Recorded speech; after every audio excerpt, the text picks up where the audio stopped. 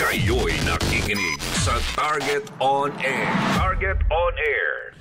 Nako, napakaswerte ng taga Quezon Province, lalo na po dyan sa Lucena City at kamakailan nagsagawa po ng libreng serbisyong medikal at nasa mahigit pong kulang-kulang 3,225.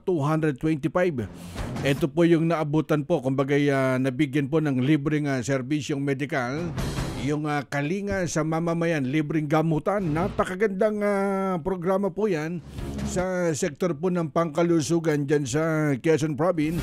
At yan po ay pinangunahan ni Governor Dr. Helen Tan. At lagi kong sinasabi dito sa programa natin, protektado ang kalusugan ng taga Quezon Province kapag ka si Governor Helen Tan ang nakaupo po dyan. Kaya itong taga Lucena City, abay nagpapasalamat kay Governor Helen Tan at hindi lang po sa Lucena, kumbaga buong Quezon Province. Talagang iniisa-isa po niya yung mga kasuluk-sulukan ng mga bawat barangay, bawat municipality dyan sa Quezon Province. Napakalaking tulong na ibinibigay po ni Governor Dr. Helen Tan.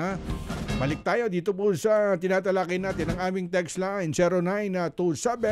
0927-861-1921. Ito sabi po ni sa texter natin, Karex, mukhang iba na ang nagiging tono ni Senate President Chis Escudero tungkol sa usapin po sa impeachment laban po kay BP Sara Duterte. Kayo'y nakikinig sa Target On Air. Target On Air.